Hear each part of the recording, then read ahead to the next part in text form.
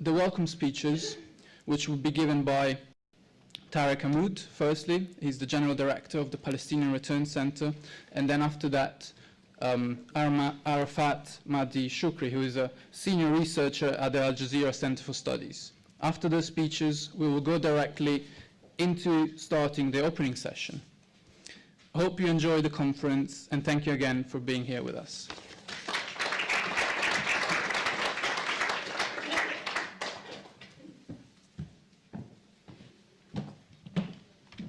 Good morning.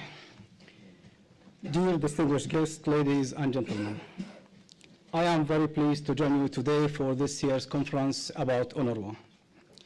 It is an honor to address you as the General Director of the Palestinian Return Center, an organization in consultative status with the UN Social and Economic Council since 2015.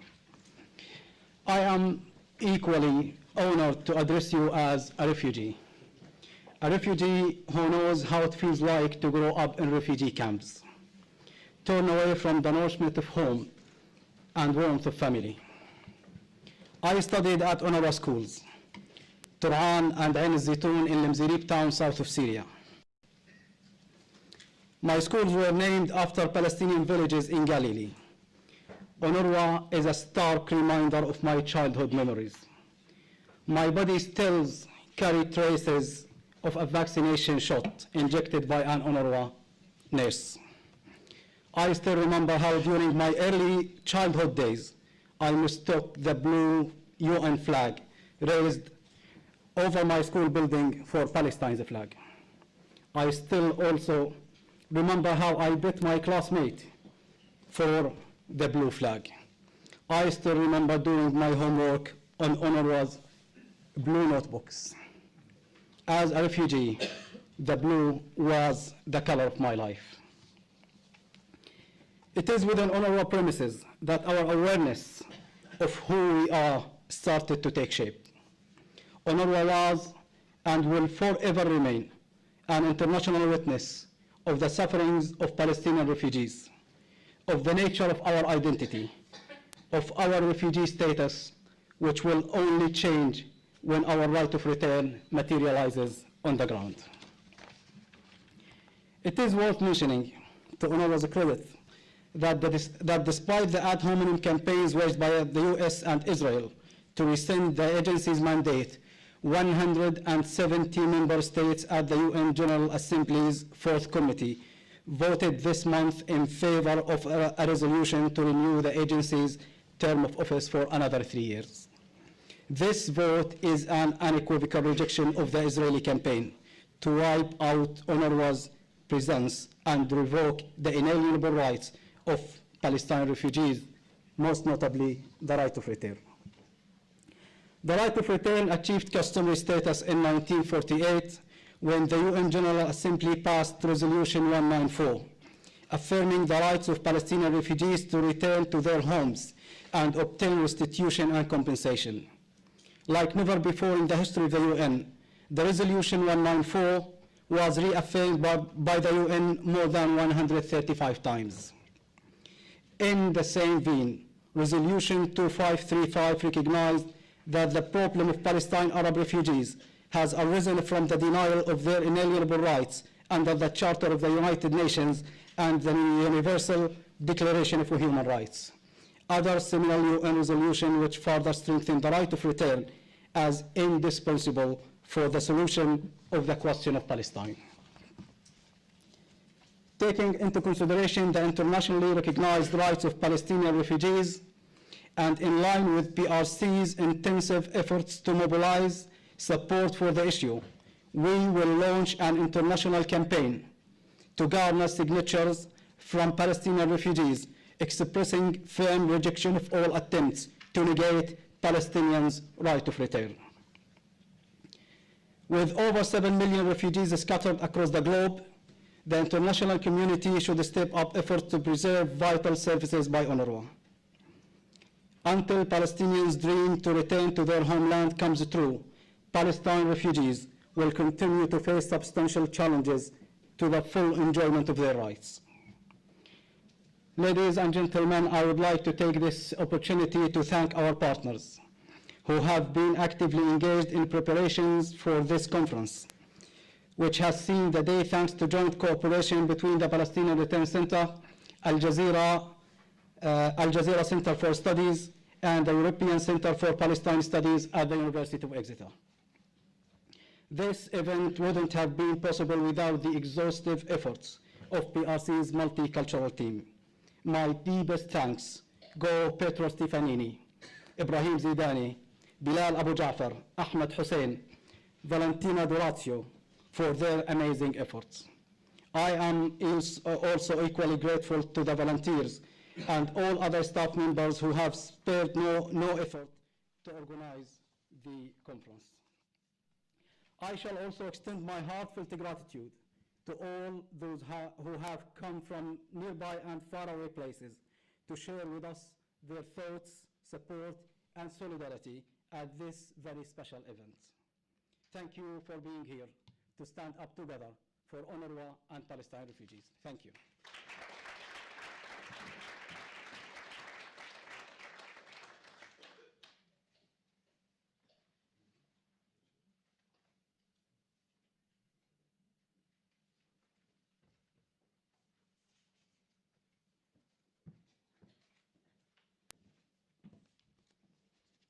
Good morning.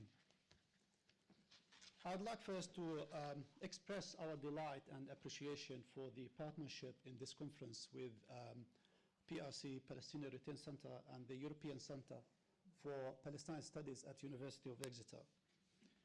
Al Jazeera Center for Studies, which I represent here today, was established in 2006 as a think tank extension of Al Jazeera Media Network. It conducts in-depth analysis of the current affairs at both local, regional, and global levels. Its research agenda focuses primarily on geopolitics and strategic developments in the Arab world and the surrounding regions. Based in the heart of the Middle East and operating from within the socio-political and cultural fabrics of the Arab world, Al Jazeera Center for Studies seeks to contribute to knowledge sharing and present a better understanding of the complexity of the matters going on in that region. Without a doubt, the Palestinian issue is still one of the most important issues in the Middle East, despite all of the big events taking place in different parts of the Arab world. Therefore, this issue is always on our agenda for monitoring, analyzing, and evaluating the strategic developments surrounding it. I'm sure we can all agree that the Palestinian issue is going through very difficult and sensitive and critical times, especially after the election of the US President Donald Trump. For different reasons, Trump's policy towards the Arab-Israeli conflict seems to favor Israel in an unprecedented way. Even before the talk about the so-called deal of the century, many Palestinians considered the US administration's role as biased and dishonest broker. However, after the information pertaining the deal was leaked, the Palestinian President Mahmoud Abbas refused to deal with US officials due to their bias towards Israel. Many people in the region think that the core objective of the so-called deal of this century is to put an end to the Arab-Israeli conflict by adopting the Israeli vision towards the main issues of the Palestinian issue, like the Jerusalem, refugee settlements, and borders. The political decisions the US administration took in the last 2 years concerning Jerusalem, UNRWA, Golan Heights, and recently the Israeli settlements show that the Palestinian issue is being considered and decided upon unilaterally, and the Palestinians are not needed anymore. Given these events and tendencies, the importance of our conference today becomes very evident. On this day, 70 years ago, the international community through the United Nations recognized and acknowledged the magnitude of the Palestinian refugees by establishing an agency solely to care for and provide refugees with the relief and work they need until their issue is solved. However, after 70 years, their issue has not been solved. In fact, Palestinian refugees nowadays see their rights and fate are endangered. UNRWA is facing more and more challenges from Israel and lately from the United States to curtail its work or even dismantle it altogether.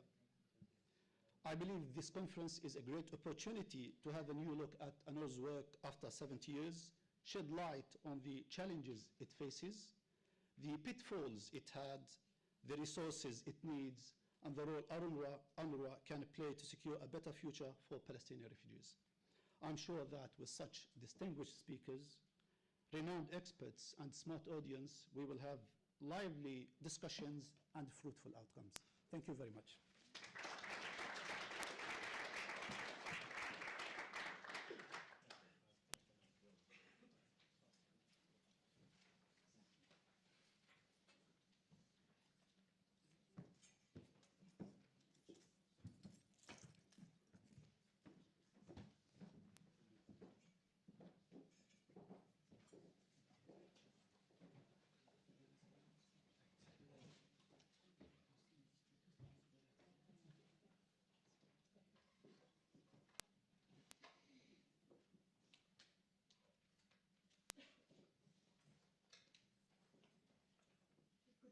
Everybody, is this working? Can you hear me? Yes. You hear me okay at the back? Okay, I'm very honoured and delighted to be part of this conference. And this first session, I think, will set us well into the rest of the day, because this is where we're looking at the overall history of the wonderful 70 years of struggle by UNRWA. It's a very special moment, not because of the 70 years only, but because, as Arafat just reminded us, Palestinians are in a particular time because of the current United States policy of attempting to delegitimize everything to do with Palestine, and that, of course, includes UNRWA and the cutting of its budget. I think in the last few months, as we saw decisions by the Americans on Jerusalem, on the Golan Heights, and most recently on settlements and the attempts to delegitimize the West Bank as it stands, it's as though they can't find enough things to try to delegitimize Palestine. And as the first speaker so movingly talked about, UNRWA has been over all these decades, and particularly with its schools, has been such an identity-forming experience for so many, many Palestinians. So I welcome all these wonderful former UNRWA people that we have with us today. I just want to mention one person who, of course, is not with us today, but I think is a symbol of how increasingly difficult it is to function as not only UN bodies in Palestine, and particularly in Gaza, but also for all NGOs. You'll all be familiar with the World Vision having to cut 120 jobs in Gaza, putting 40,000 kids unable to access the aid they were having before. And I think that the current 3-year campaign against Mohammed el-Halabi is something we need to bear in mind, because it just symbolizes how, for the lengths that will be gone to try to prevent solidarity and action for Palestinians.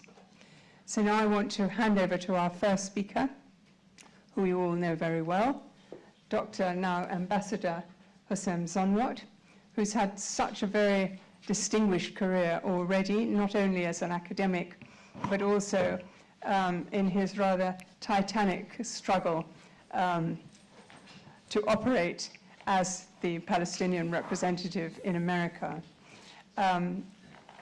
He managed as brilliantly as anybody possibly could, but I think at a great price to his family.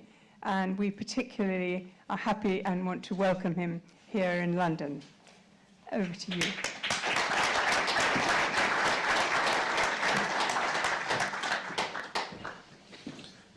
Thank you very much, Victoria, for this moving introduction. And I tell you, my family is happy in London, and we have President Trump to thank for being relocated to the UK. And good morning, everybody. Sabah al-khair, assalamu alaikum. I am particularly honored and thrilled to be among such distinguished panelists, Karen and Rachel. And may I start by really extending our heartfelt gratitude for you, for UNRWA, for all the service. I remember your work in Gaza and beyond, and meeting you, Karen. And your presence here means a lot to us.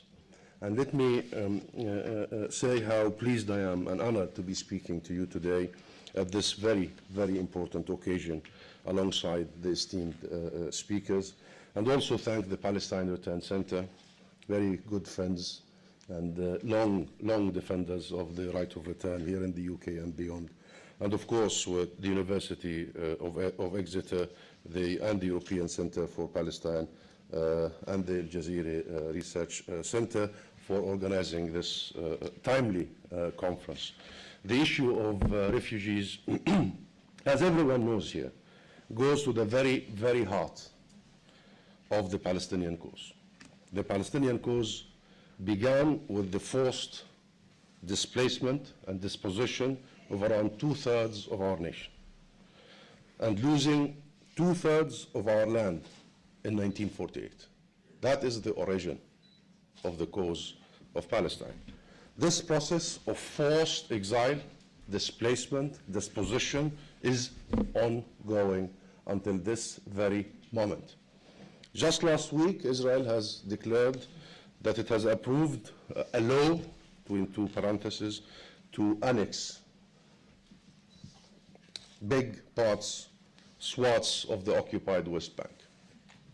And it was and continues to be a deliberate, since 1948, colonial process of displacement and replacement, as our good friend Professor Elam Papi accurately described.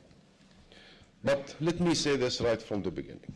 There will be no resolution to our struggle without a resolution to the origin of the issue, that is the plight and the rights of the Palestinian refugees. And such a resolution must see the refugees able to fulfill and enjoy their rights, including the right of return. Some describe this right as an impossible issue to resolve, some in Israel, of course, with some of their international friends. Let's be clear. For us, this is both a collective and an individual right. My father, Saeed, was born in a beautiful town by the name of Simsim, in the south of Palestine, near Asqalan. In 1948, my father lost his home, his land, and as a result, I was born in the Rafah refugee camp to the very south, in the beautiful Rafah, to the very south of Gaza. And there is a story why I was born there, because my father and grandfather, as they were trying to protect their family from the shelling and the killings of 1948, my grandfather kept asking, are we still in Palestine? And they would answer him, yes. At one point he asked, are we still in Palestine? They said, yes, his colleagues, his friends. But if you step one step, you will be in Egypt. There I was born. So he wanted us to stay in Palestine. But let me first make a rather downcast observation, Karen. It is a testament to human failure, our and others' failure, that we are today talking about UNRWA at 70. Just think about what it means. 70 years of refugee camps, of refugee status, of enforced temporary refugee existence. Millions remain stateless and homeless and targeted. Millions, these 7 decades later, suffer the most precarious existence of them all, that of exile.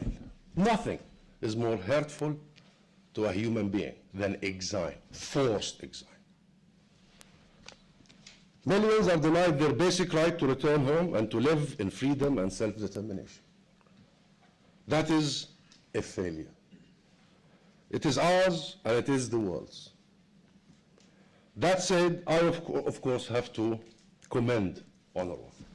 Like what we just heard from the director of PRC, their work has been tireless and crucial.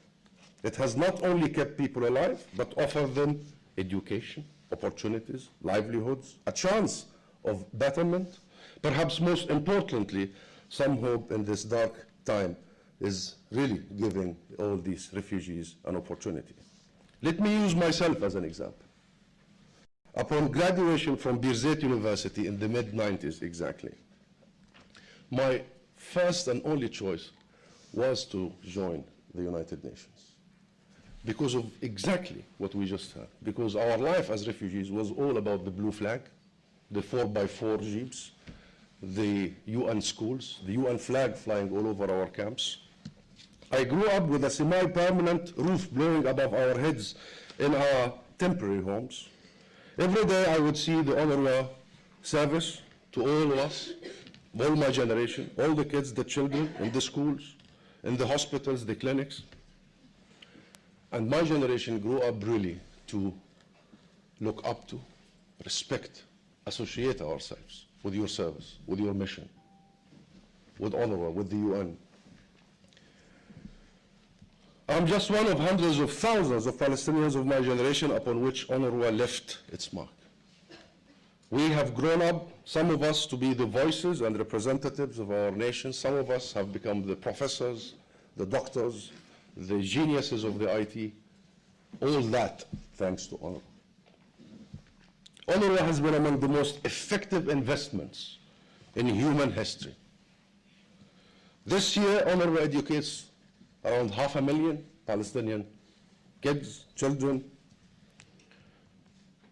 These 500,000 children will also grow up to be the voices of their generation and to be a force of good for their nation and other nations. And my friends, UNRWA and the care and the support for Palestinian refugees in particular, and refugees in general, is an international moral and legal obligation. We, the Palestinians, did not choose to be refugees. We do not want to be refugees. We cannot wait for the time when we are no longer refugees. UNRWA's continued existence is a manifestation of the international community's commitment to and responsibility under international resolutions on the Palestinian refugee issue and on the Palestinian issue in general. And yet today the political narrative has become so hostile that even this responsibility of caring for refugees until their rights are upheld and implemented, even that is under attack. Even the commitment to uphold international responsibility and care for refugees is being questioned. We have regressed so much in the last few years, thanks to the Trump administration, that we are not talking about the lack of international will to implement the rights of the refugees. We are only attacking the international responsibility to care for them until that will comes about. This is absolutely not right. Refugees everywhere have been a force of good. Even in the US that is orchestrating this attack. The US was built, by the way, by refugees. And we are now labeled as refugees by various Israeli politicians and officials as a demographic threat. That's the whole political discussion about refugees. And let's once and for all challenge this evolving narrative. The idea that we are somehow exceptional as Palestinians. Only Palestinians as refugees are a threat, a demographic threat. There are international standards, and my colleagues here in the panel know this best, about the rights of refugees in general, what happened in Kosovo and the Balkans and everywhere else. Why we are always made the exception? We owned our homes. My father did own his home. We owned our farms. We lived in our villages for hundreds and hundreds of years, for millennia. We are one of the most ancient nations, if not the most ancient nation. The oldest human community is in Jericho. And therefore, we shall not be the exception. We have a right to go back to our homes, and we will. There is a narrative that is being pushed by the current American administration under President Trump that UNRWA perpetuates the right of return. That's why they have cut their funding to UNRWA, that it was a direct attack, not on UNRWA as an organization, but on our rights. And the narrative originates from Benjamin Netanyahu, publicly, saying that UNRWA keeps the talk, the discussion about the right of return. I have this to say to both Trump and Netanyahu. Refugees' rights, our rights, have nothing to do with the existence of UNRWA or an organization. We commend, we vow, and we will continue working with UNRWA. But our right of return is not associated with an organization. Our right of return, our national rights and individual rights are kept alive by our own insistence on our rights. We do so first of all because we have an agency as Palestinians, and we have pride. We keep our identities alive, our culture, our heritage alive, our history, our oral history, our written history, in every sphere of life, in every corner of every refugee camp. And many of you know this very well. We know where we came from. We know our homes in Jaffa and Haifa and Asqalan and in the hundreds of villages that have been since destroyed. We remember how we got to where we are now. We know what happened in 1947 and 1948. We know in details, and we tell our children. We do not forget. This is why the right of return is alive, and it will continue being alive. Come and ask my son Saeed, who's 8 years old, where are you from? He will immediately tell you, I am from Simpson. He has not seen Simpson, but he knows that is the origin of his father and his grandfather. And I know this goes for every Palestinian refugee, every and each Palestinian refugee. The only thing that is preventing a resolution is not our definition and our defiance, nor the clarity of international law. It is Israel's insistence that the Palestinians alone among the nations do not have the right to return to the lands and homes from where they were forcibly uprooted. Let me fast forward very quickly by saying that this whole attack on UNRWA has been serious. I was in Washington when the attack started. It was very serious. And it was meant to actually see the end of that organization. To cut $300 million in one go instantly was meant to actually dismantle the organization at once. Today we stand and the organization is with us. UNRWA is with us, kicking and screaming and still giving opportunities and life to hundreds of thousands of Palestinians. Thanks to the world. You saw only last week or the week before the resolution on UNRWA. While the US was trying to isolate UNRWA, isolate the Palestinian people, isolate the Palestinian leadership, UNRWA and the Palestinian people and the Palestinian leadership have managed to isolate the US. Only 2 voted against UNRWA in this world. 2. Guess? Yes, even Micronesia did not vote against UNRWA.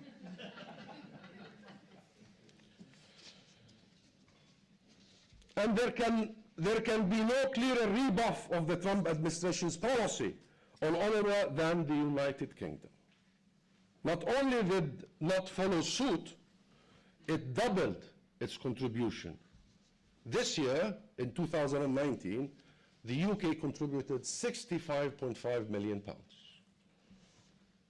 compared to £33.5 million only last year. We thank the government and the people of the UK for this very principled position. The attack on UNRWA is, of course, nothing more and nothing less an attack on the people of Palestine. The US has clearly decided to end the Palestinian issue, to liquidate our rights, and is engaged in a multi-pronged attack. I'm not going to go through the list. You know what happened. The first decision was to close our mission to Washington in November 2017. That was a direct decision to de-recognize the Palestinian peoplehood, collective rights, representation, followed by cutting funding to UNRWA, followed by cutting funding to the Palestinian Authority, to the civil society, followed by the decision on Jerusalem, followed by the decision on the Golan Heights, and all the way to only a couple of weeks ago that settlements are not inconsistent with international law. How shameful, disgraceful.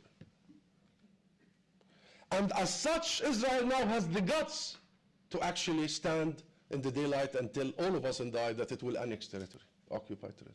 As such, we have the Minister of Interior Security only a few days ago, by the name of Naftali Bennett, saying that not only we will kill Palestinians with impunity, but we will not return their bodies. How sick is that? How sick is that? It's this law we have arrived at. I mean, you know, all these years of killing with impunity and violating the very basic international rules is something. And then depriving families of burying their loved ones has nothing to do with politics and narrative. It's sickness. Now, at no point this administration has been willing to respect Palestinian rights, international resolutions, and that's why, my friend Arafat, we decided to boycott this administration, to have a policy of no contact with the administration. We do not engage in international relations only because we want to talk. We engage in international relations because it advances our national rights. Indeed, and here I will be concluding, I just want to say that the US administration ultimate plan is nothing but a real estate deal, because I was there, I was a foot soldier, just a real estate deal. You know how real estate business goes in New York? Somebody gets the property and somebody gets the cash. So the Trump and his team decided that Israel gets the property, gets it all, wins all, and we get some cash. Well, that's one side of it.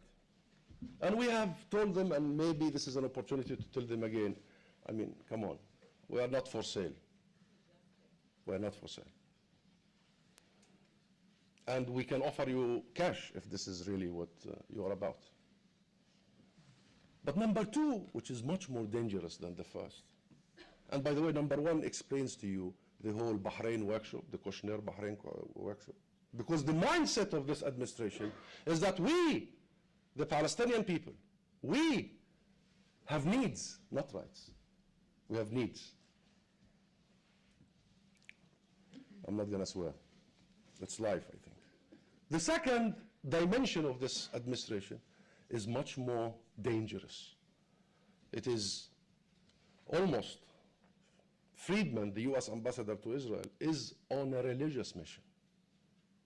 Do you remember the sledgehammer in his hand underneath the old city of Jerusalem, opening a tunnel, claiming that this tunnel was a tunnel for pilgrims 2,000 to 3,000 years ago? He is starting the Armageddon. The Armageddon. the religious war, the religious conflict and confrontation, which we resist. We believe this is a political and legal issue that could be resolved.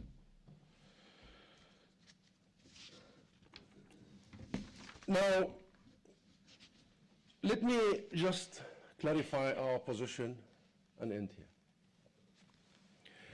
We believe the two-state solution on the 1967 borders is an international responsibility because it was in the first place an international demand. By the way, it was never a Palestinian demand. It was a Palestinian concession.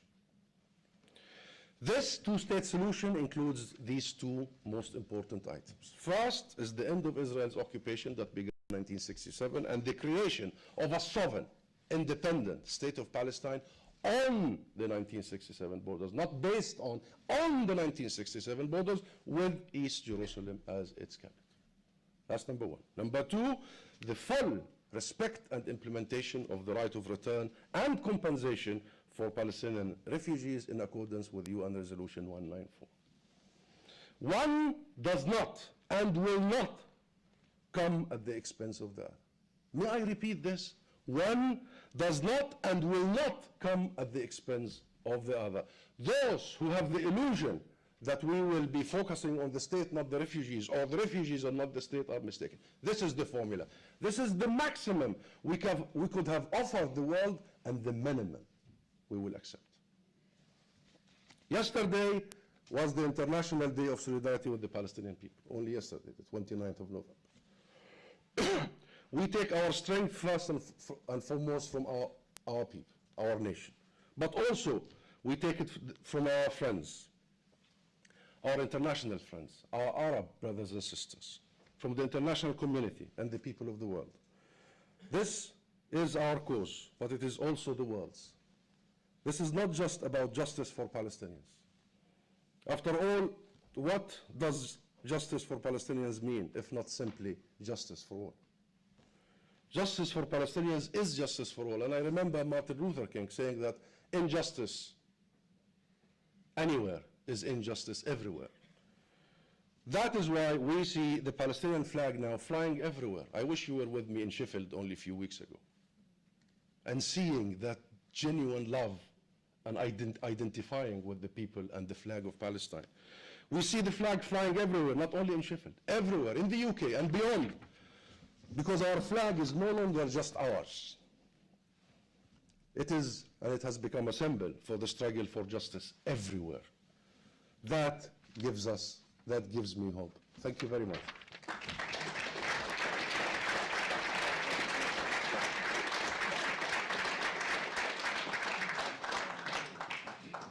Thank you very much, Ambassador Zomlot. Very comprehensive.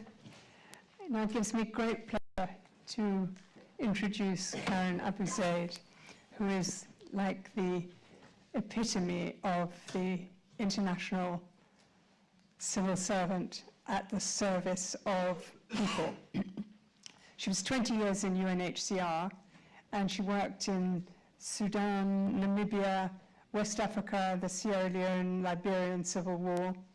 Then she was in Bosnia in the worst 4 years of the Bosnian War in Sarajevo. And then she was the Palestine person that for many of us, I first met her in Gaza more years ago than I care to remember, but anyway, a long time ago. And she ended by being Mrs. UNRWA, having been the deputy. She then became the head of UNRWA. And I think everybody who ever worked with her or who knows about UNRWA's work during those years be very, very happy to hear her speak to us about that time. Thank you, Karen.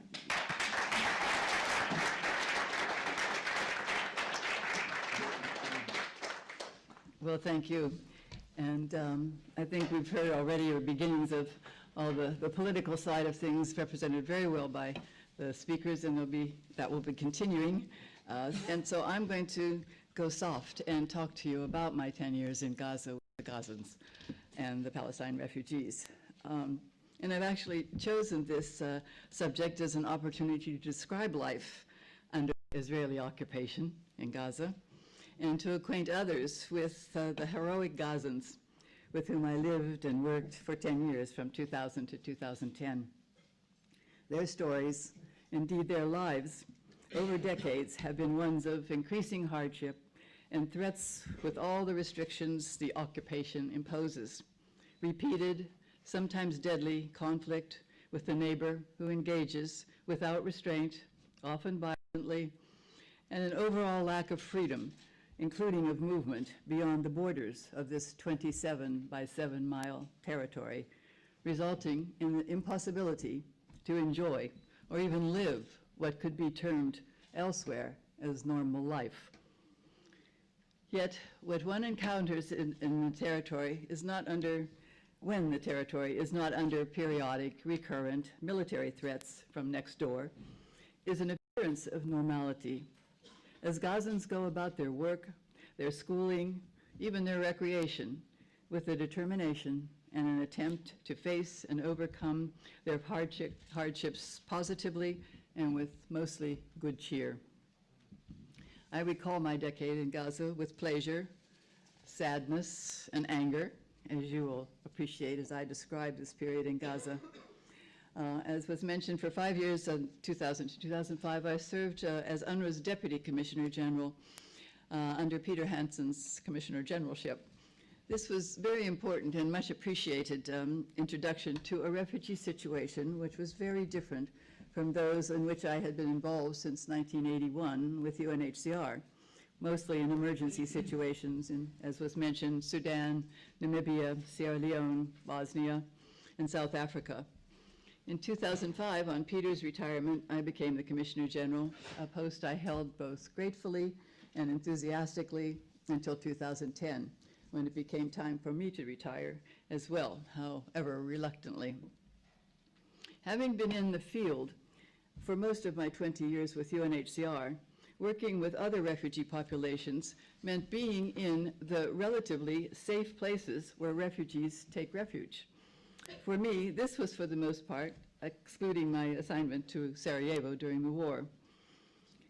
I do not wish to suggest that Gaza was or is what most would describe as safe, but in relative terms, Palestine refugees in Gaza and the West Bank, which UNRWA also served from Gaza headquarters then, along with the Palestinians in Jordan, Lebanon, and Syria, they lived at least partially under the authority, however challenged and dictated by the occupying power, of their own Palestinian administration, one in Gaza under Hamas and the other in West Bank under the Palestinian Authority, who has overall charge as well.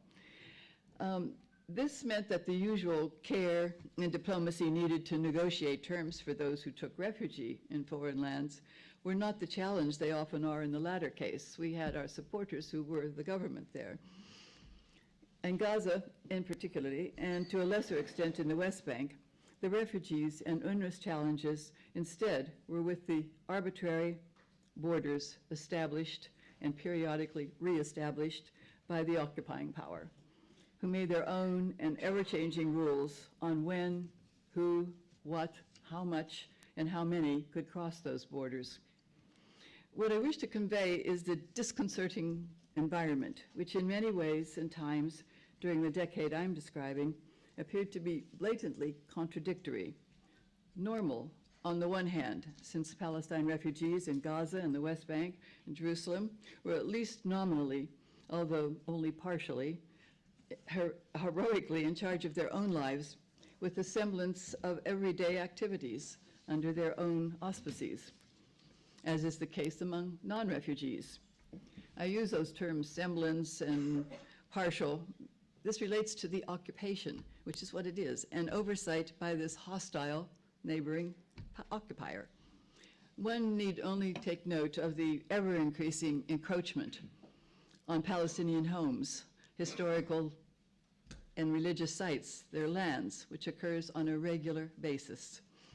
Almost daily in Jerusalem and the West Bank, today, often to the extent of destroying homes and farms and other properties and lives. While Palestinians in Gaza during the decade I described went about their lives, working, schooling, taking advantage of the beach along their very narrow strip of land, somehow like unoccupied citizens. There was always that looming shadow of recurring attacks, of constant prohibition of movement across the border for important things like medical care, accepting a scholarship abroad, visiting relatives in the West Bank or elsewhere, or simply having a holiday in a new location without the need to beg for permission, often declined. And keep in mind again that Gaza is a very small territory for 2 million people, 1.5 million of them Palestine refugees. Imagine a territory on the face of it ruled, but contradictorily, not controlled by its own elected government, with freedom of movement inside its externally defined territory, free speech to a certain extent, free choice to a much more limited extent, but confined within this narrow space where all of these freedoms, in fact, are determined, or at least affected, I could say dictated, by the same hostile neighbor. Life is very uncertain under such circumstances, and while Gazans make the best of it for the sake of their families, one can understand they often become very upset and very angry and wanting to protest when these very freedoms enjoyed by the occupiers are denied, and that explains the march to the border every week. Not only is individual travel subject to permission from next door, I use this phrase deliberately, as the activities of this controlling neighbor are there in plain sight all the time, but the amount of goods which allow a civilized life are also controlled to the calorie, the gallon, the yard, etc. Yet Gazans make the most of the opportunities offered to them. If granted permission, usually after multiple applications and long waits to cross the border for serious purposes, as I've mentioned already, medical, education, business, to visit ailing relatives, for example, there will still be interminable waits at the so-called border and a long trek by foot to reach the Israeli officer who's going to eventually open the gates and let you out. Again, this has become a tolerated way of life. What choice do they have right now? Grocers and shopkeepers who must apply for permission to bring limited supplies into their shops, doctors in a hospital that do the same for their patients, entrepreneurs who try to keep their businesses going, but always fearful of an ever more restricted list of permitted goods, of late deliveries, of last-minute refusals, including of previously approved goods that have arrived at the border. I could go on, but you get the picture. Trying to live what you believe, even know, as we've already heard, what is normal, but subjected to decisions you cannot protest or reject to allow that freedom of travel, decision, and demand, applying in a prescribed but dignified manner to be allowed to bring in medicines your relatives need, or the foodstuffs so that your grocery business can thrive, or the chance to leave Gaza for a scholarship, to visit these ailing relatives I've already mentioned, even in the West Bank, or to accept a job abroad. Surprising to me at first, and later simply a matter of respect and wonder, was the positive adaptation to living under occupation that most Gazans had, most of the time. How they kept a cheerful, or at least an uncomplaining attitude while facing this constant but unpredictable impositions on what must be considered normal elsewhere. Parents deserve enormous respect as they, again, outwardly, cheerfully, made sure their children were in school, impeccably dressed and totally prepared for each day, usually with smiles on their faces. Particular thanks are due to the teachers who met their responsibilities and meet their responsibilities as if they're living as normal teachers, unburdened by the specter of anything untoward or challenging that could occur at any time and had to be overcome while living under the edicts and interference of a hostile and powerful neighbor, and who determined how many and which books you could order, and how much paper and how many pens you and your students needed. So far, I've been describing life under the quiet times, not those when usually for reasons not easy to understand or comprehend, the violence would erupt in the form of aerial bombing from next door. Then all bets were off, as they say. Everyone hunkered down, hoping to avoid being wounded or losing a home or a farm or a relative. Events and the environment grew gradually more difficult during my decade in Gaza, and even more since I've left. More and more severe restrictions were imposed on the movement of people and goods, attacks that had been non-existent when I first arrived, when everyday life could be counted on to follow a certain restricted pattern. Throughout it all, however, Gazans stayed calm and carried on, if I may quote a slogan that pertains to other threatening but less threatening environments. This is more amazing, remembering from years ago how my staff, who, aside from a handful of dedicated expatriates, were almost entirely all Gazans, got up in the morning, they went to work, they did as much as they could, willingly, enthusiastically, to provide the education and health and other social services that UNRWA was empowered by the international community to offer to Gazans behind this artificially defined and observed border.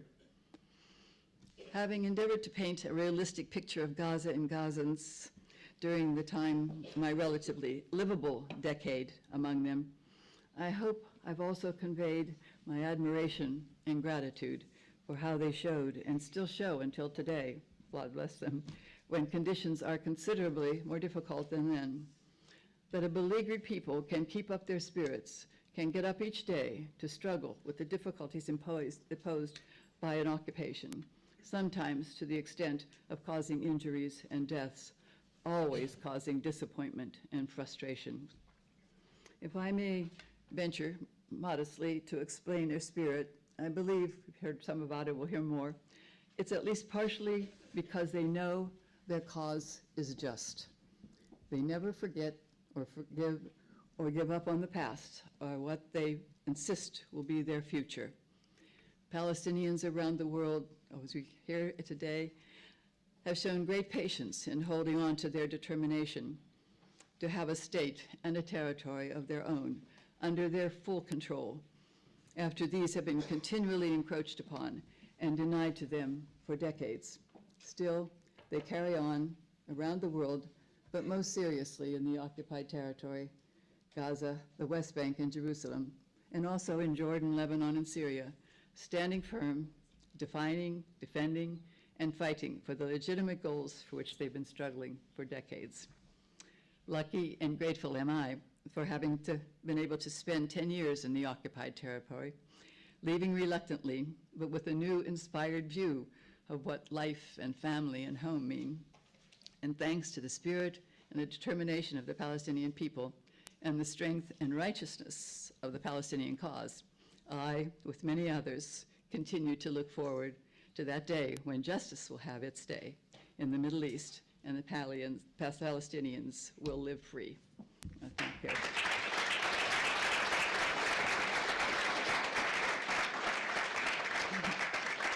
I was going to say, since people were mentioning their families and their families' children's name and so on, the Abu Zaid comes from my Sudanese husband, and my older son is named Yasser, and my younger son is Haitham. So.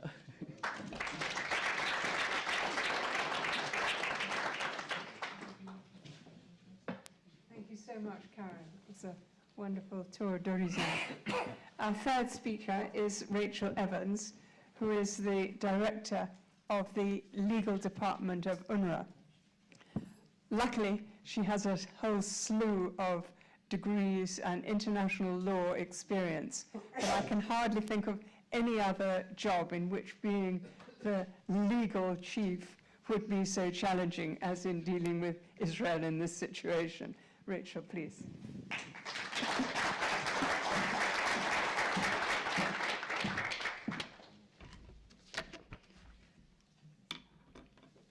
So, distinguished guests, I'm delighted to be here in the company of all of you, including our former and most esteemed Commissioner General, Ms. Karen Abu Zaid. This is indeed an honor for me. We haven't met, but I have heard so much about your legacy, and I respect you and salute you.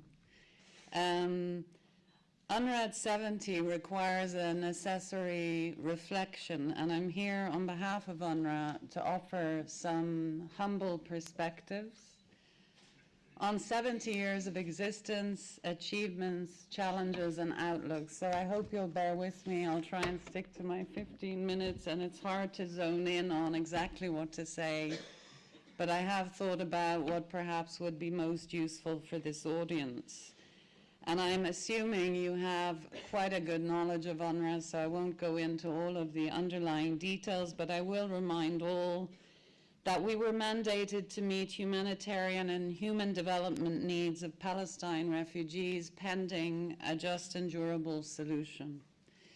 Our continuing existence represents the ongoing needs that Palestine refugees have as a result of the lack of a political solution to their plight. Sometimes it's said that UNRWA prolongs the refugee problem. This is inaccurate.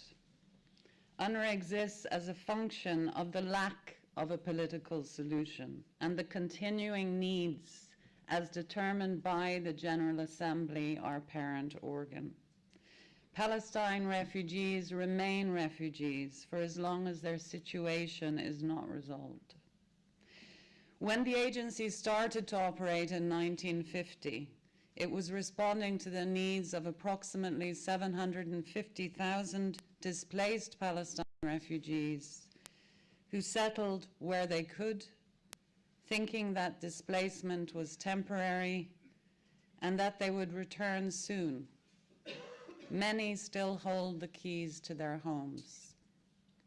Today, more than 5 million Palestine refugees are eligible for UNRWA services within the key areas of our operations.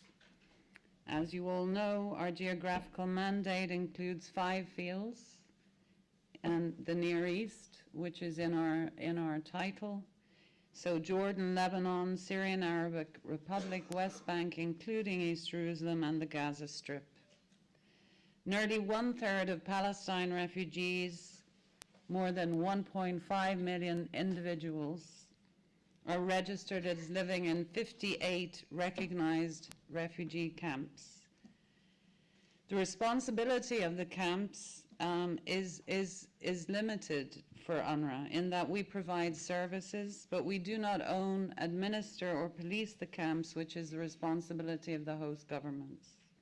The remaining 2/3 of Palestine refugees live in and around the cities and towns of the host countries, and in the West Bank and Gaza Strip, often in the environs of the camps.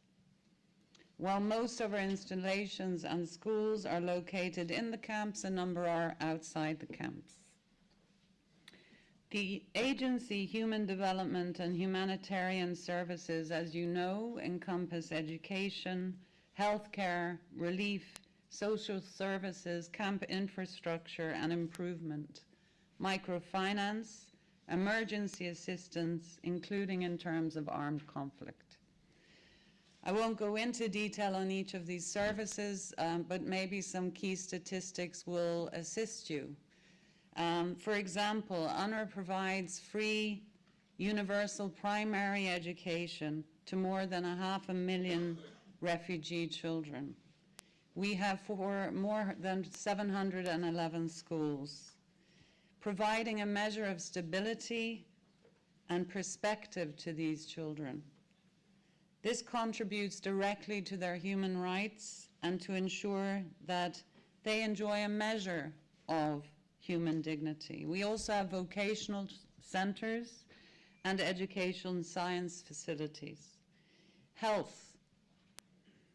We offer preventative and curative health services to approximately 3.1 million refugees through more than 140 health clinics. UNRWA Healthcare carry out about 8.5 million visits a year. This is a significant service. We provide relief and social services. Of the some 5 million Palestine refugees, it's estimated that 1.2 million live in absolute poverty, 700,000 of them live in abject poverty, unable to meet even the most basic of needs. We have a microfinance department which is alive and kicking and an extremely interesting program, providing sustainable income-generating opportunities for Palestine refugees, as well as other poor and marginalized groups who live and work near them. We have provided to date more than 437,000 loans to assist, and in particular, the recipients of the loans, the majority of women, receive them with 100% repayment credibility. We have UNRWA camp and infrastructure programs which work towards a safe and healthy urban environment to Palestine refugees, whether it's to ensure safe drinking water, waste removal services, stormwater drainage, rodent control services, to avoid the combats of the spread of sanitation and hygiene-related diseases. We also provide shelter, including through schools in emergency times. So some statistics here, because this is a real service. Our teachers in the day become shelter managers at night. For example, in the 2014 conflict, UNRWA housed over 300,000 displaced refugees in Gaza in its schools. We also provide emergency response. And here you have to imagine, again, our staff turn from teachers, doctors, sanitation laborers during the day to emergency response providers at night on the ground. UNRWA does not leave during crisis. It stays and it delivers. Protecting and promoting the lives and the human rights of Palestine refugees under international law is one of our core and prioritized functions. It safeguards and advances the rights of Palestine refugees through the direct provision of services and advocacy activities. We have been a strong advocate for the protection and promotion of the rights of Palestine refugees. This has included on the negative consequences of the occupation in the occupied Palestinian territories, the blockade on the Gaza Strip, the impact of the Syrian conflict on Palestine refugees, and we document alleged human rights violations, and we have a duty to bring these to the attention of the duty bearers and the international human rights system.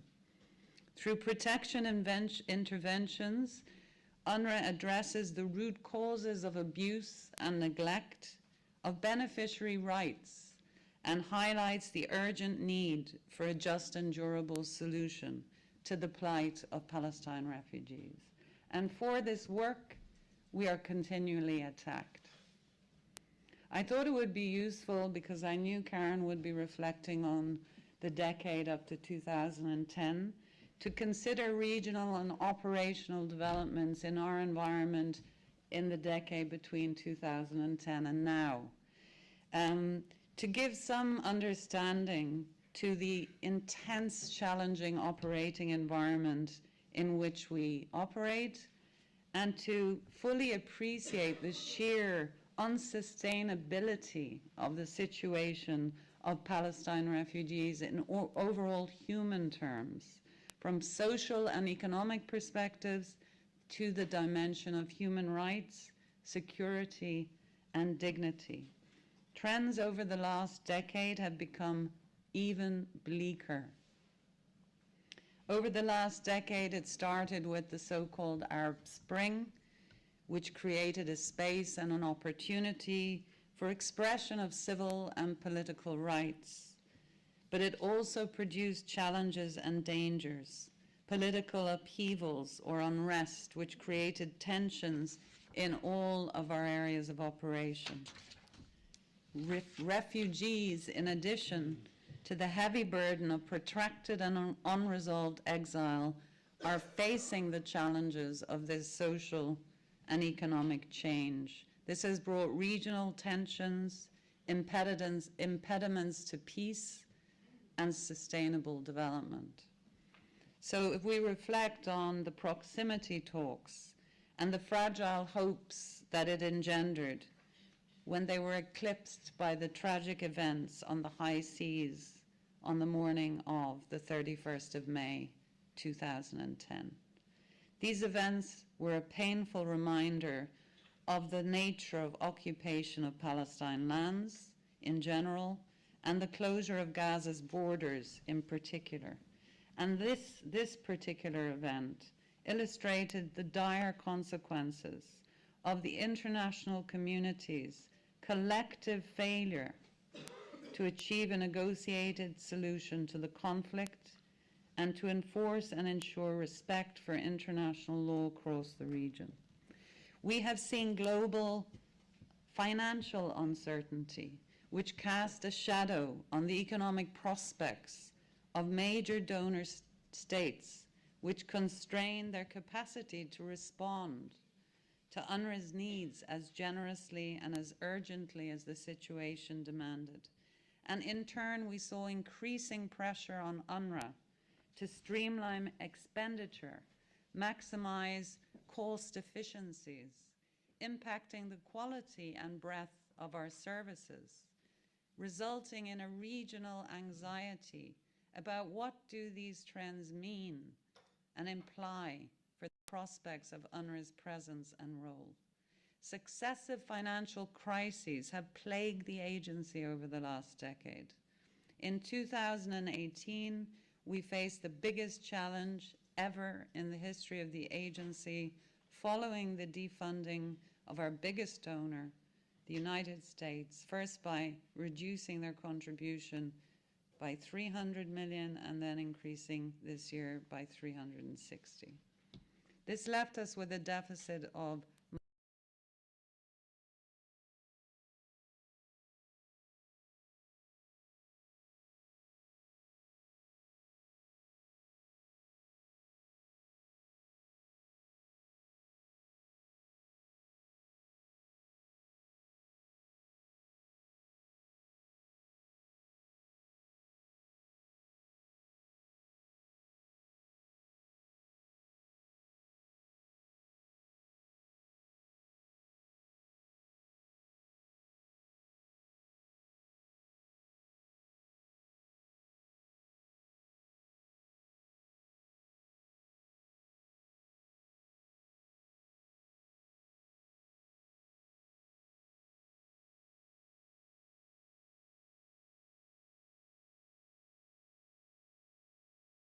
faced and continue to face right now as we speak with need to close the funding gap to the end of this year was to postpone the opening of schools for our 530,000 children. And this is a serious stress for the community. Education through UNRWA is one of the most stabilizing factors in the region. Imagine 530,000 kids without education with no alternative. The increasing sizes of the shortfalls and the risks were extreme and remain extreme. Since the 2010 conflict, or the consequences thereof, we are engulfed and all 5 areas of operations are impacted.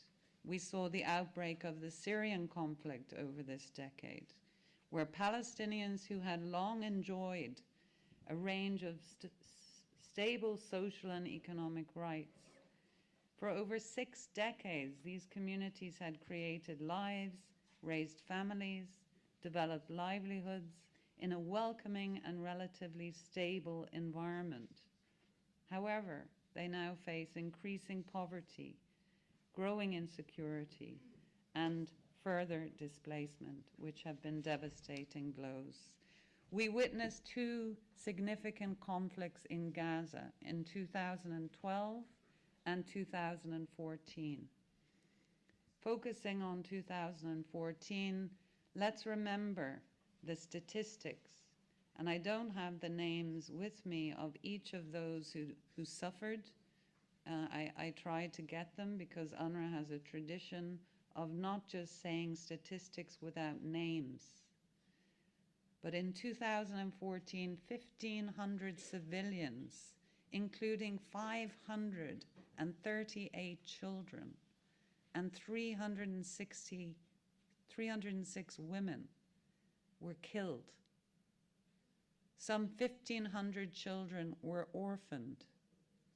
11,000 people were injured, including 1,000 children who to this day remain with a variety of disabilities. This is what we faced in the last 10 years. And the real problems, as we've heard, underlying the crisis in Gaza remain unresolved. In particular, the many calls to end the illegal Israeli blockade remain unanswered. The population of Gaza, including more than 1 million Palestine refugees, have no reason to envisage a better future than the one projected in the UN's Gaza 2020 report, which paints a bleak picture of the Strip's infrastructure, natural resources, economy, and people's welfare, and more disturbing, the epidemic deterioration in psychosocial conditions, creating the basis for catastrophic future developments. In 2010, we saw a bit of improvement in Lebanon, or at least we hoped for it, where there were potential laws amending the labor laws to provide employment opportunities for Palestinians. However, unfortunately, there's been no implementation of these amendments to date, and only this year we've seen further concerning developments in respect of announcements of restrictions on labor laws and permits for Palestine refugees. Without these opportunities, there is very little horizon, and Palestine refugees in Lebanon are some of the most vulnerable. They continue to live in some of the worst conditions of refugees in the region. This decade saw the 50th anniversary of the Israeli occupation of Gaza and the West Bank, including East Jerusalem, the continuing blockade of Gaza, the illegal but relentless settlement expansion, continued to destroy the ability of Palestinians with any hope of building a productive and peaceful future.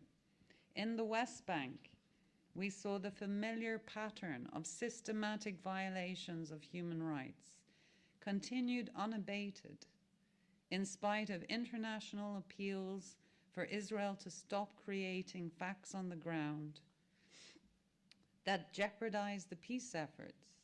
Overall socio-economic conditions in the West Bank, including East Jerusalem, continue to deteriorate for Palestine refugees, with systematic restrictions on the movement of persons and their conduct of trade, causing widespread poverty and unemployment, including in the 19 refugee camps. In this decade, we saw the blockade become entrenched. As a direct consequence, poverty and food insecurity grew. UNRWA has a major responsibility for the welfare of 2/3 of the population of Gaza. And from that perspective, it's clear that Gaza over the last decade has become close to uninhabitable, and that further conflict, bound as before to affect civilians, will erupt unless its causes are addressed.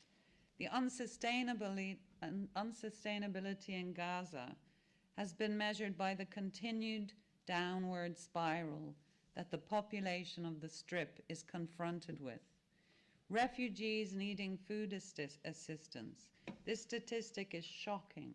In 2010, 80,000 Palestine refugees relied on food assistance. In 2019, it's over 1.1 million refugees relying on food aid from UNRWA.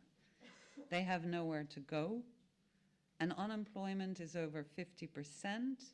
For the youth, it's over 65%, and for women, it's over 80%.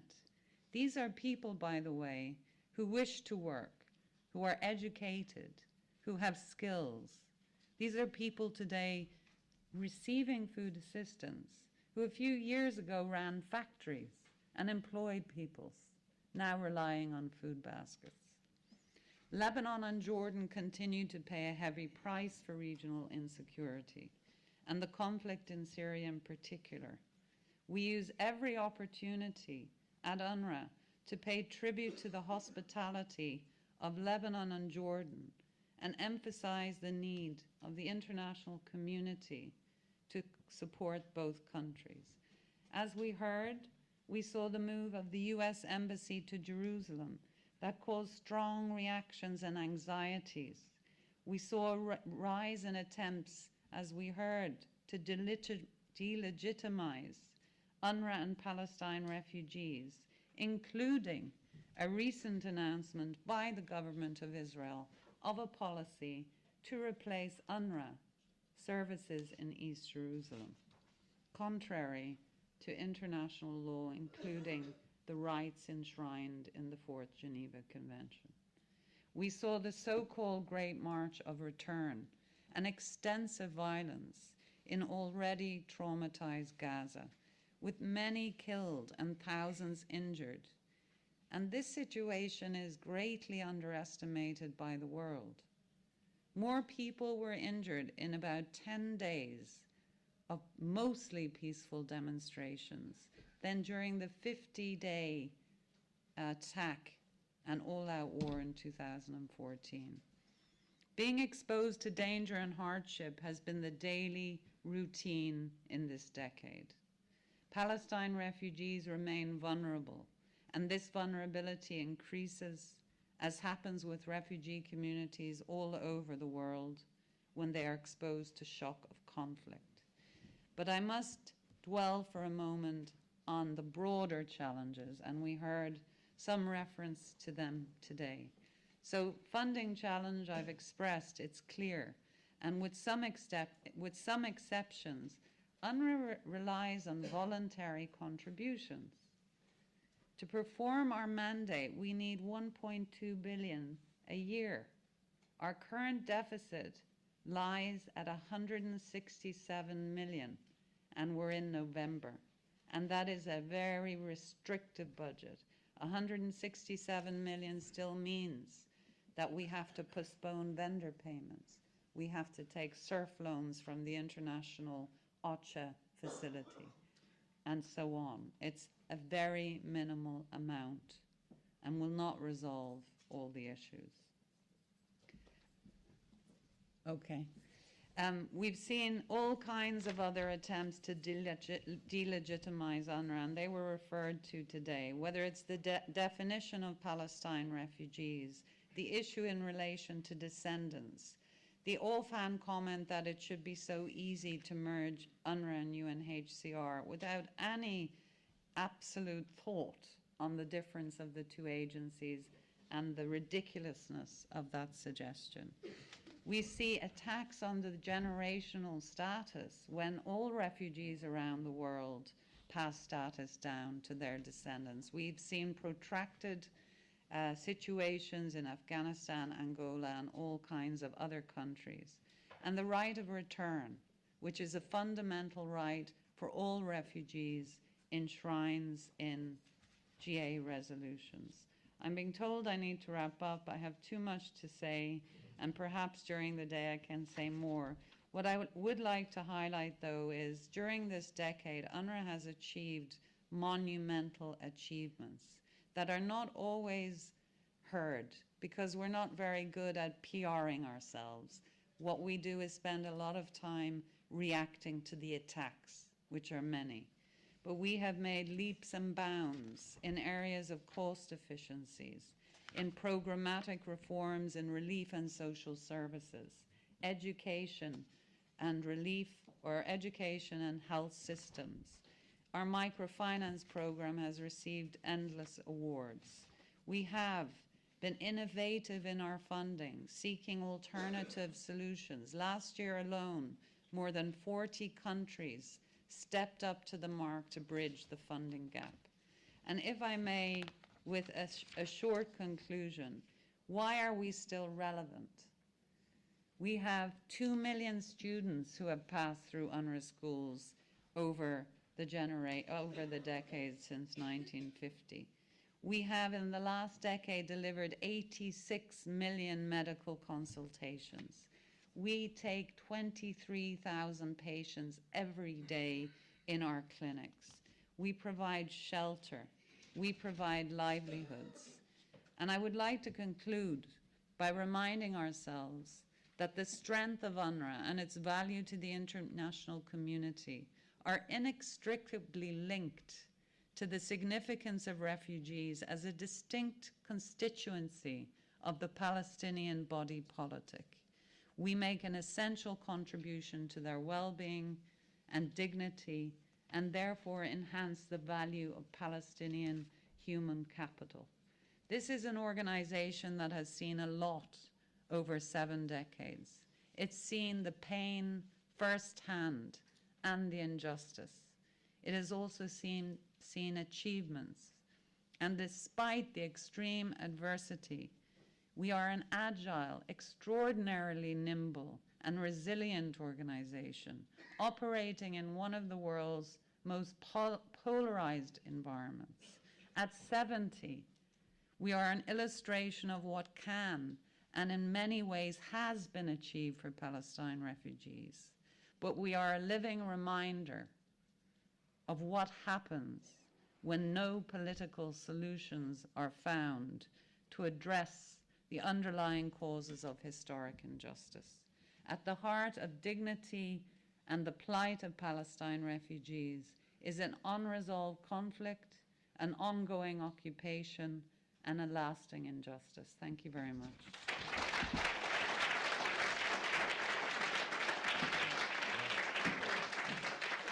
Thank you very much, Rachel. Extremely comprehensive. I'm sorry I had to raise the red flag there. I would just like to take guidance from,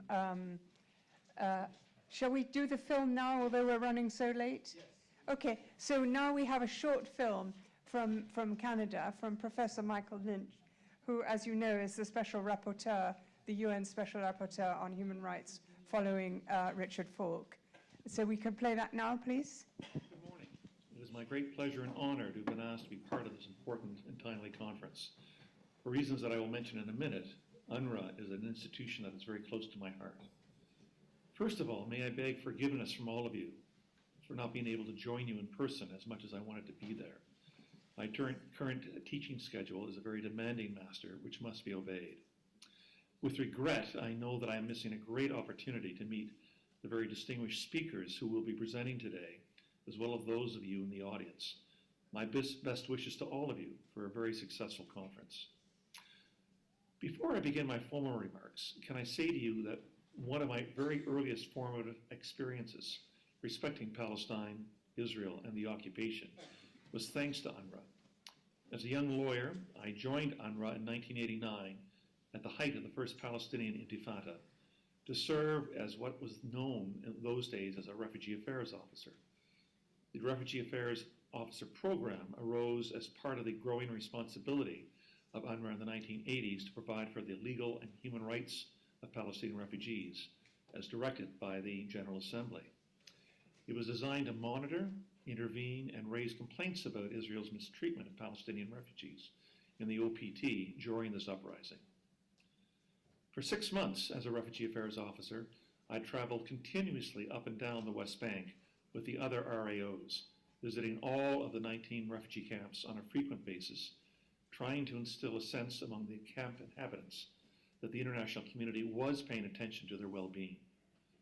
As part of our duties, we would observe the regular clashes between the camp inhabitants and the Israeli army, watch rocks from one side and bullets and tear gas from the other side being exchanged, and sometimes ferry young, badly wounded Palestinians from the camps to a hospital or a health clinic.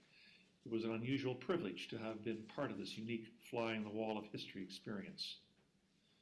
More than anything, my short time with UNRWA in the West Bank instilled within me an intense personal curiosity about the peoples and the politics of the region.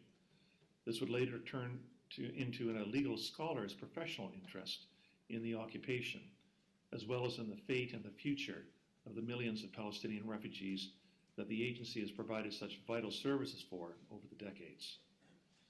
In the short time that I have, I want to discuss 5 issues and put them in the context of international law, the occupation, and the human rights of the Palestinian refugees, keeping in mind the rights of the more than 2 million refugees in the occupied Palestinian territory. My first point has to do with the reasons for the creation of UNRWA 70 years ago. In the midst of the 1947-49 war, which led to the creation of Israel and the dispossession and exile of approximately 720,000 Palestinians, the United Nations General Assembly adopted Resolution 194 in December 1948. In paragraph 11 of the resolution, the General Assembly called for 3 things. First, the refugees who wish to return to their homes and live at peace with their neighbors should be allowed to do so at the earliest possible date. Second, for those who chose not to return home, they should receive compensation for their lost properties. And thirdly, this should all be done in accordance with international law and equity. The day before Resolution 194 was adopted, the General Assembly voted in favor of the Universal Declaration of Human Rights. In the Declaration, which is still the world's most noble and important proclamation on human rights, the General Assembly stated that everyone has the right to leave and return to one's country. They all have the right to nationality, and they have the right to seek asylum. These core rights of the Declaration have subsequently entered into international law. These rights apply equally to the millions of Palestinian refugees still living in exile, maintaining for them the right to return as a solemn individual right. In the context of all this, and with the refusal of Israel to allow the Palestinian refugees to return home, UNRWA was created by the United Nations in 1949. Its creation was the acknowledgement by the international community that until the terms of Resolution 194 could be satisfied, the United Nations was to continue to provide assistance to the Palestinian refugees to address their desperate plight. As the American legal scholar Susan Akram has stated, UNRWA remains the main guarantor of the survival of Palestinian refugees in the Arab host states and the main symbol of the international commitment and responsibility towards them. My second point is that the question of Palestine was and remains the most international of international conflicts. It was the international community through the United Nations which partitioned Mandate Palestine, leading to the creation of the Palestinian refugee problem. Since then, the United Nations has cared for the millions of Palestinian refugees over the past 70 years. It has overseen numerous and unsuccessful peace proposals. It has been the diplomatic cockpit when wars have broken out, and it remains the principal international political forum for the declaration of the rights and obligations that apply to the conflict and the occupation. Consequently, the only just and durable solution to the question of Palestine must be a comprehensive solution which addresses all of the outstanding issues within the framework of international law, including the rights of the 5 million Palestinian refugees.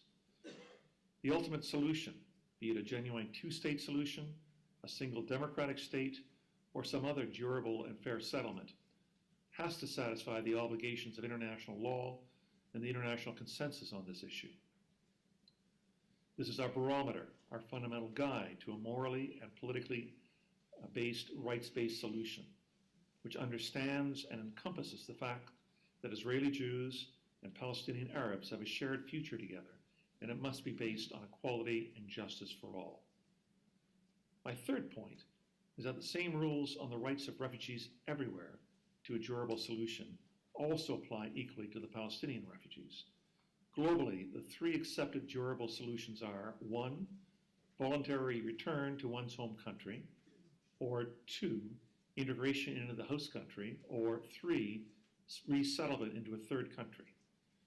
Whenever there will be a proposal for the final settlement of the Palestinian refugee issue, these choices must be before the refugees, and they must be able to freely decide individually which option they would prefer. This choice must be theirs and theirs alone, and cannot be abrogated by anyone else. My fourth point is to pay tribute to the valiant work performed by UNRWA over the past 7 decades. In the face of regional political instability, catastrophic wars, perpetual budget crises, a sometimes hostile international environment, and a rapidly growing refugee problem, UNRWA has accomplished an extraordinary amount in the face of all these challenges. The administration of over 700 schools, the delivery of local health care and multiple public health campaigns, the consistent upgrading of water, sanitation, and power utility services, and the employment of thousands and thousands of Palestinians. These are remarkable accomplishments by any standards. None of this is meant to airbrush the problems that are internal to UNRWA. Anyone who has worked with UNRWA or closely observed its operations will acknowledge that there's always more to be done and that there are mistakes to be addressed and answered. But when honestly evaluating the positive and the negative attributes of the agency, and separate those from the rote criticisms made of UNRWA's work by those who are inherently hostile to its mandate, one can conclude that it's done a lot with very little. My fifth and final point is to push back against some of the international arguments that dissolving UNRWA would be a positive step in breaking the logjam that is preventing a final solution to the Israeli-Palestinian conflict. In my mind, nothing could be further from the political truth or the legal obligation. Pushing for the dismantlement of UNRWA as part of the solution is like saying that getting rid of food banks would solve our problems of poverty and inequality. Rather, the obligation rests with Israel and with the international community to implement the just and durable solutions for this population. These solutions must be rights-based, and they must be consistent with humanitarian and human rights obligations. The UN General Assembly annually adopts a resolution pertaining to the Palestinian refugee issue. Each resolution in recent years calls for a just solution to the issue. It is my view that such a solution must encompass the right to return for those who wish to exercise it, a right to compensation, and a right to restitution.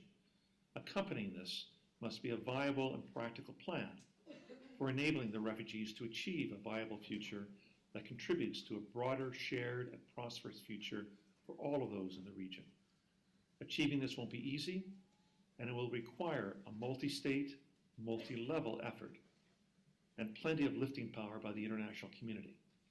But nothing short of this will achieve the future that everybody in the region, and especially the dispossessed Palestinian refugees, deserve. Thank you very much, and my best wishes for a successful conference.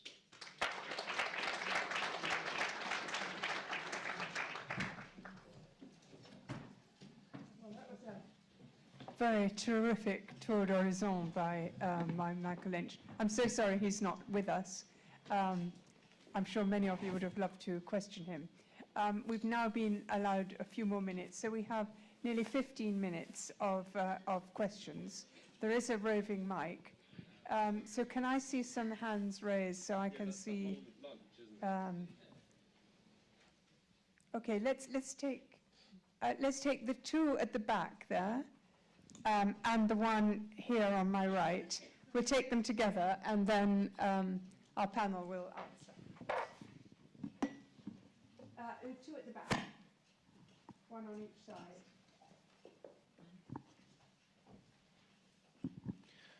Good morning, everybody. I consider myself a success story from UNRWA. I was born and raised in Palestinian refugee camp, and I left it around 3 months ago. I'm studying now, doing master's here. The Palestinian refugee camp is in Jordan, Souf camp. So I am a success story for UNRWA, so I will be always thankful. But when I left, there was a strike for the teachers in the schools in Jordan, on UNRWA schools. And there is cut funding, so there are many concerns in north of Jordan camps, Palestinian camps. So what is the UNRWA plans for the next strikes for the teachers? Because it's a huge number of students who are depending on UNRWA schools in Jordan. So this is my question. Thank you. Thank you very much. So the lady in the second row to the back, I think it was. Or has that person disappeared? Okay, let's take the one. There's another one that side. Take that one. Thank you very much for the wonderful presentations. My question is to Rachel Evers. Can you comment if, God forbid, that UNRWA will be integrated with UNHCR, what will be the differences in the protection function of UNRWA and UNHCR for the Palestinian refugees? Thank you. Thank you. Let's take the second row here.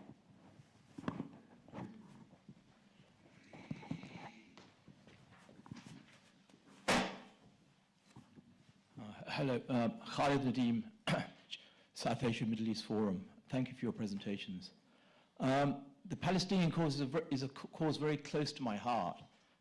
Last year my father died, and before he died he said to me, he said, Khalid, I know you're trying to do all sorts of things. Which things would you put at the top of your agenda? And one of the things I put at the top of my agenda was Kashmir and the Palestinian issue. Now, I'm deeply concerned about opportunities for Palestinians under 30.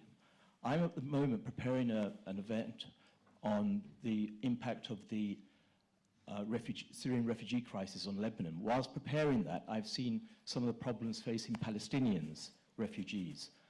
I really am disappointed in the Gulf states that they could bring a lot more to the table. I think they should institute, I'm talking about UAE, Saudi Arabia, and Qatar. This is a message I'm sending to the Crown Prince of Saudi Arabia, MBS, and to the Emir of Qatar, and to Sheikh Maktoum of UAE. You really have to help your Palestinian brothers, and I think you've been forgetting them. You need to institute a Marshall Plan, and I think a Marshall Plan of a minimum of $2 billion. Also, you need to think about taking some of the young Palestinians from Jordan and Palestine into your countries. I'm not saying taking a lot, but maybe say initially 10,000 Palestinian students, the most able students, and train them and give them jobs in your respective countries. Thank you. Thank you very much. I'll ask Rachel to respond to the first two questions and Husam to the third. Hello, is that working? So the first question in relation to the strikes in Jordan and the concerns in the camps and our plans in the future. So I presume you're referring to the recent strikes that took place amongst government employees in Jordan, mainly teachers from the educational part of the Ministry of Education. During that strike, UNRWA teachers remained in schools. They did not join the strike. However, the impact of the resolution of the negotiated settlement by the government of Jordan with the teachers has a direct impact on UNRWA.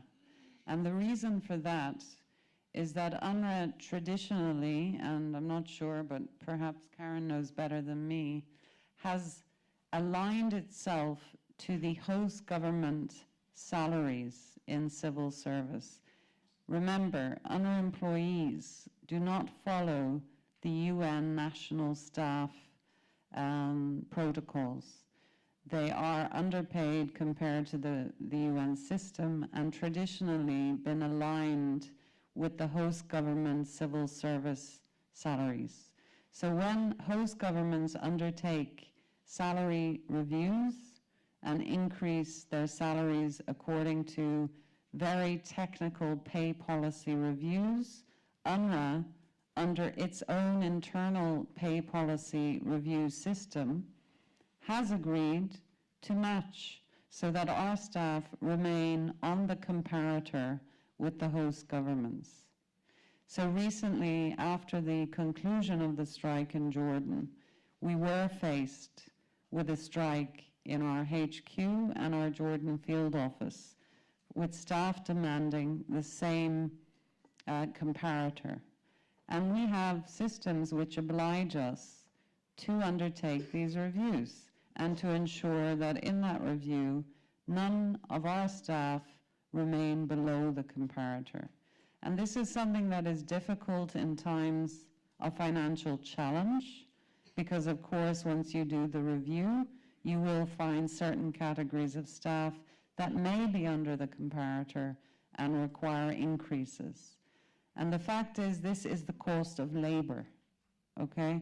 When that happens at a time of increased financial difficulty, it's hard for us, because on the one hand, you have the moral obligation of increasing salaries according to the comparator, and on the other hand, you're facing significant financial deficits.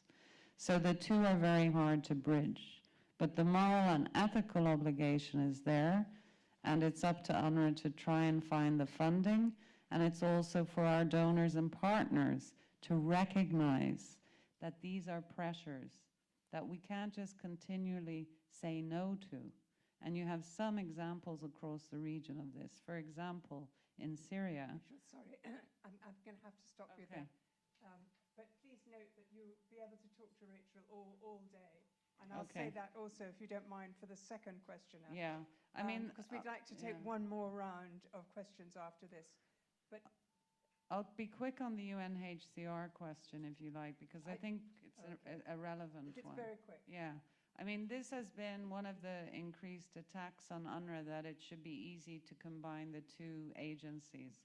One, the two agencies were set up in the same year in 1949 for a reason. They both provide very different services. UNRWA is a direct implementer on the ground. UNHCR provides protection and assistance. There is no ability to align the two agencies. Well, the question about the Arab world, Khalid, and thank you for your passion. Of course, we need more support from our brothers and sisters in the Arab world. But I have two main points to make here. First, the support that we really need is not to accept more Palestinians in Gulf countries. We need the Gulf countries and the Arab world to help Palestinians stay and withstand and survive. We need Arab support, political and financial, to really help our people in Jerusalem, who are the heroes, the real heroes, every single morning, every evening. And they are in need of help. And Jerusalem, of course, is our national hub and is our national capital, but Jerusalem goes beyond us. We need their help with the increasing settlements and our ability in the West Bank to actually challenge these colonial cancerous settlements. We need their help in Gaza and the end of this blockade that has been happening. We need their help in many arenas, including disengaging from the occupier economically, and that's why we have been visiting Arab capitals all along. Okay, I'm sorry to be so mean, but I would just like to very quickly, if we've got, well, I know we've got one question over there, and then the lady, these two ladies here, but please make them very quick questions. Okay, one.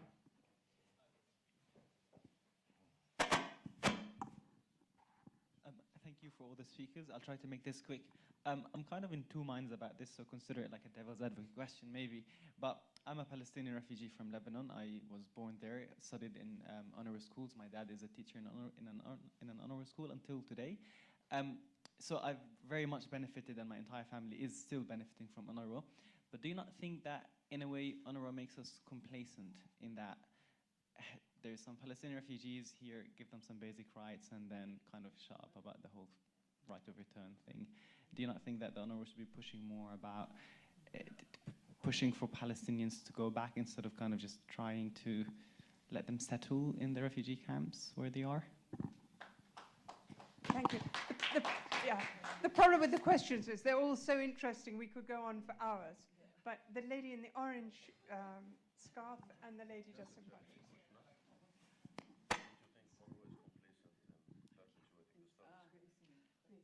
Another question for Rachel, who's being somewhat deluged. I apologise for that. I was speaking with a friend in Borj al-Barajni camp in Beirut yesterday, and I'm wondering at a time of shortfall what the escalating economic crisis in Lebanon at the moment means. The situation in the camps is becoming severe, and they are approaching a humanitarian crisis there. So I'm wondering, where there is still salinated water, there is no fresh drinking water, they all have to buy their drinking water.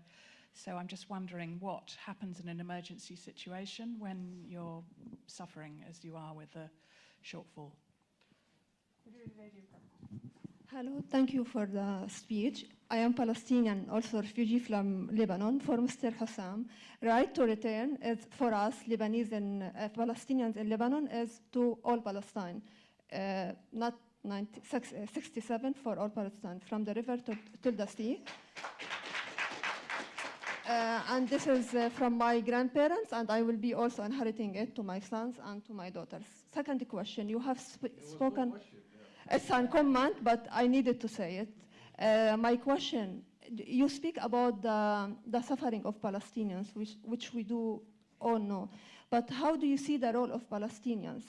As they do have agency and they do have the power and the knowledge and the skills. How UNRWA can be using the Palestinians people, Palestinians community to move forward, especially in a very hostile environment like Lebanon, Syria, and unfortunately Jordan as well. So what's the role of the community, Palestinians people like me and the beautiful guy there from Lebanon as well? Thank you. Okay, I think these, I'm going to take my chairman's prerogative to end on time. Thanking the three speakers, but I think the second speaker already, Rachel answered that as best she possibly could. And I think you can kind of have to accept that. But I think particularly the last speaker is a very, very good moment for us to move on. And sorry, Ambassador, but it is good to have a lady who says exactly what you've been saying. Give Palestinians agency. Thank you.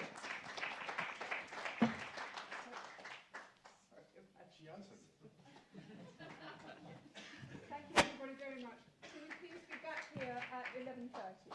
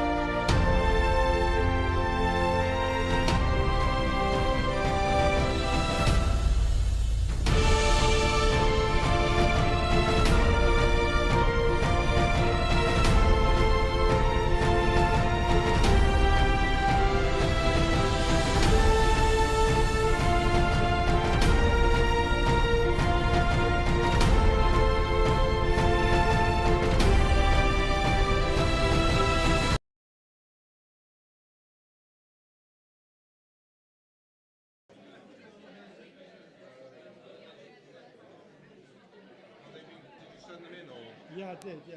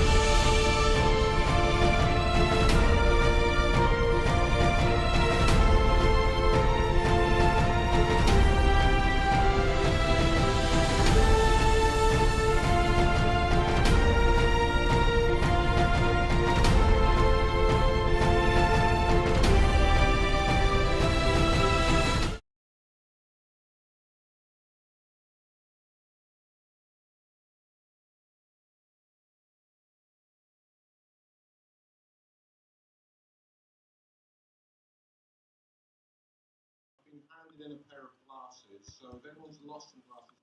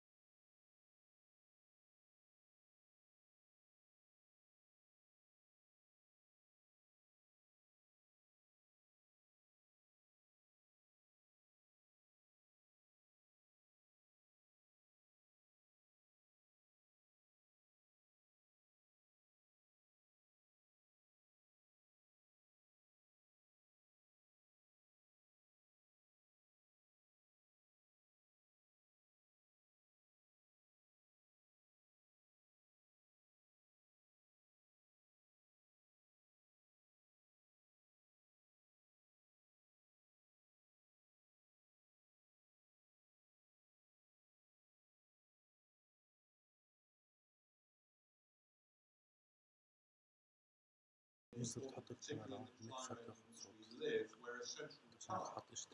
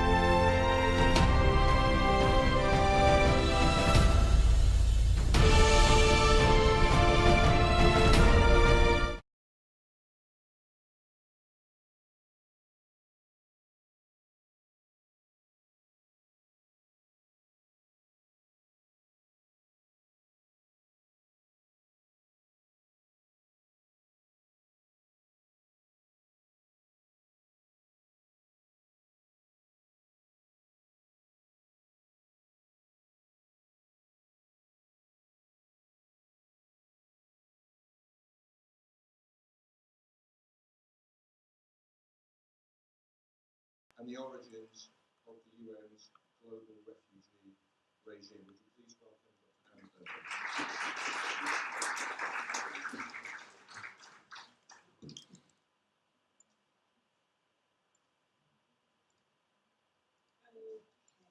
Can everyone hear me? Okay, great. Okay, so good morning, everyone. Thank you for giving up your Saturdays to be here, and thank you very much to the organisers for inviting me to speak today and for suddenly giving me extra time due to the half of our panel. As Ben said, our panel is focusing on the relationship between UNRWA and Palestinian refugees. My own perspective on this subject comes as a historian. I work on Palestinian refugee history, so I want to really try and historicise this subject and give it that broader perspective in keeping with our focus today on also looking at UNRWA and the relationship between UNRWA and Palestinian refugees is one that's generally depicted as a sort of relationship. Right? So these are the kind of images that we're used to seeing in the media, depicting reports about the latest Palestinian refugee protests against UNRWA. Usually these types of images accompany stories concerning protest demonstrations, rallies, sit-ins, nearly always in response to service cuts, reduction in the provision of programs. And accordingly, there has been an increase in this kind of in these kinds of demonstrations and protests in recent years as UNRWA has found itself increasingly underfunded and overstretched and therefore been forced to make.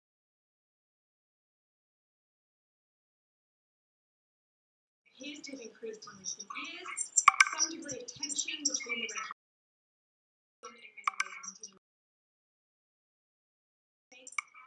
and so what I'd like to do for the next 15 minutes or so is unpack what's really behind this tension by examining the relationship over its history, and I want to focus in particular on the issue of ownership. So what we might ask, whose agency is UNRWA really? Who does it really belong to?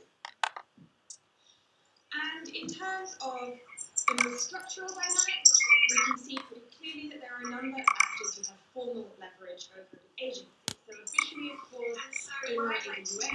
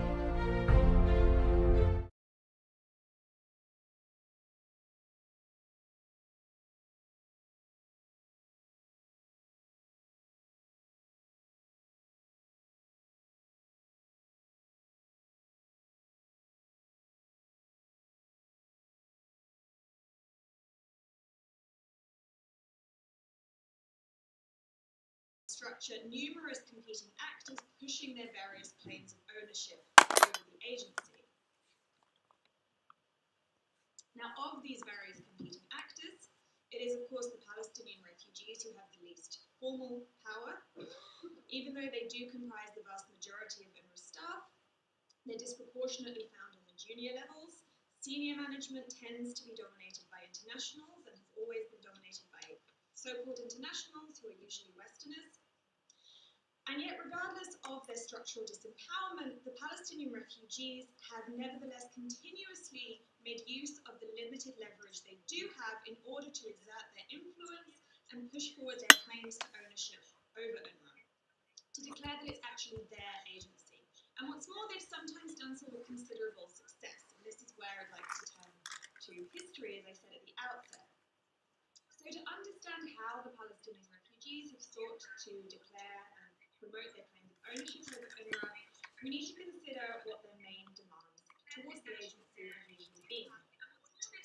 And for this, I'd like to quote Husam, who's a Palestinian refugee himself and head of the PNC Refugee Committee. He once told me that the Palestinian refugees have had and continue to have two major grievances regarding UNRWA.